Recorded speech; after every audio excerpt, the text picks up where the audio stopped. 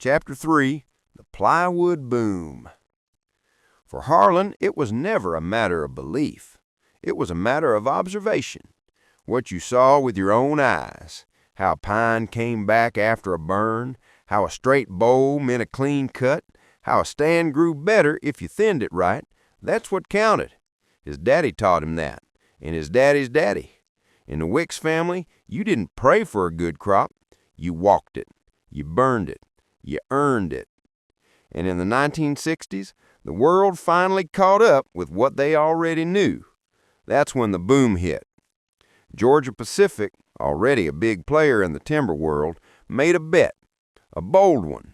They acquired Crossett Lumber Company in '62 and opened the first ever commercial southern yellow pine plywood mill in Fordyce just 1 year later. Before that, plywood was mostly a Douglas fir product, Western wood, Western mills, Western markets. But GP saw something else. They looked at southern pine and didn't just see fast-growing pup. They saw structural strength. They saw demand.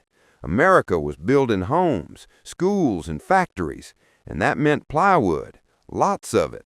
But it couldn't be just any pine. It had to be straight. It had to be clear. It had to be ready. The catch? Most of South Arkansas had been clear-cut and abandoned after the first boom. The second growth was either undermanaged or overgrown. Plantations were still in their infancy. Most folks didn't have mature pine, and if they did, it wasn't clean enough for a face veneer. But the Wicks family did. 3 generations of patient cuts, 30 years of fire, 30 years of tree marking, stand by stand, season by season. They hadn't just managed land, they'd curated it. Every acre was a kind of living portfolio, and in the '60s, it matured. That's when the checks started rolling in. Harlan was maybe 8 or 9 when the first major veneer order came in. He remembers riding in the cab of his daddy's truck, his lunch in a Band-Aid tin and his feet dangling off the seat, watching the mill in Fordyce rise out of the haze. Back then, you didn't think about marketing. There were no taglines or logos. The wood spoke for itself. And the mill didn't just buy logs, they bought consistency. That's what Harlan learned riding those roads.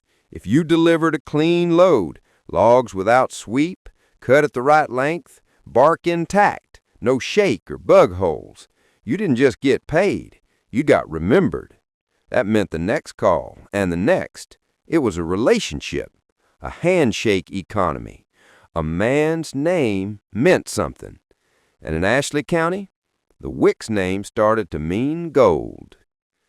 With GP's boom came infrastructure, better roads, more trucks, loading yards, veneer peelers, scalers, and it brought new people, foresters with degrees, clipboard men from Georgia and Ohio. He watched them arrive in white pickups with company decals and pointing at trees with laser rangefinders and wearing boots that still had the store tags tucked in. But none of them walked the woods like his daddy did. What Harlan understood even as a boy was this: the forest had 2 kinds of men in it, managers and miners. The managers walked slow, looked up at the crown, down at the duff, sideways at the spacing. The miners walked fast, eyes on quotas, time on the clock. The Wicks were never miners. Their patience, once considered eccentric, had become their greatest asset. And it wasn't just philosophy, it was business. The same uneven age stands that had once looked messy to industrial foresters were now prized for their natural regeneration and high-value stems. Their forest, managed with fire and selection cuts, yielded veneer-grade timber every decade. No replanting, no subsidy, no problem. Harlan didn't have the words for it back then, but he felt it. This wasn't just luck. It was proof of method. By the time he was 16, he was already setting chokers, operating the loader, and handling invoices. The Wicks crew had expanded. 3 trucks, a saw crew, a skidding mule on its last legs, and a winch truck that ran on spite. They cut and hauled during the week and repaired iron on Sundays. There wasn't no off-season, only seasons. Wet season, fire season, snake season, mud season. You adapted. By the early 1970s, their little family outfit had become one of the preferred suppliers to the Fordyce plant. They were known by name, the Wicks Boys, and their loads were accepted without inspection. That's when the real pride started to settle in. Not arrogance, just a quiet confidence. Because Harlan had seen what happened to the others. Folks who'd clear-cut and cashed out, folks who'd planted but didn't burn, folks that got wooed by lease payments and went belly up when the markets turned. By 1975, a whole generation of timber operators had faded out of Ashley County. But not the Wicks. They'd outlasted them, with fewer acres, fewer machines, and more grit. That's the lesson that stuck. Not that patience paid off once, but that it always did, if you understood the land, if you listened to it, walked it, knew its signs. That was the real education, not the kind they gave you in the clipboard schools. That plywood boom had built more than houses. It had built Harlan. The grit Harlan Wicks inherited, that stubborn, almost spiritual belief in the Crossett method, was not an abstract philosophy. It was a tangible, decades-long financial gamble.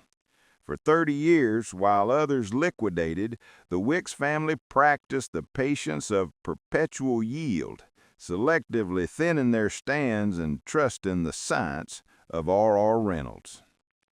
Then came the 1960s. For Harlan, then a young man learning the trade, this was the pivotal decade that forged his formative years.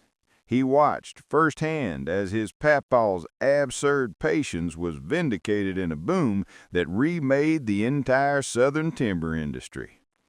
The industry had long dismissed southern yellow pine as unsuitable for quality plywood, just as it had once dismissed second-growth timber as worthless. They were wrong on both counts. A new giant, Georgia Pacific, challenged that norm. In 1962, GP acquired the Crossett Lumber Company, the old iron giant that had been the center of the county's universe. The very next year, in 1963, they opened the world's first commercial SYP plywood mill in nearby Fordyce. Almost overnight, a revolutionary new industry was born, and it was ravenously hungry. It required a massive, reliable, and high-quality supply of southern pine. The operators who had cut out and get out 3 decades prior had nothing to sell. Their land was a barren legacy of stump lands. But the Wicks family and the few others who had followed the Crossett method were sitting on a forest that had been curated for this exact moment. They were one of the few independent suppliers who didn't just have some timber, they had a continuous, perpetual stock of mature, high-value pine. This was the Wicks family's golden age. Harlan would have been on one of the family trucks hauling prime logs to the newly minted GP plywood operation, which began production in Crossett immediately after the 1962 acquisition.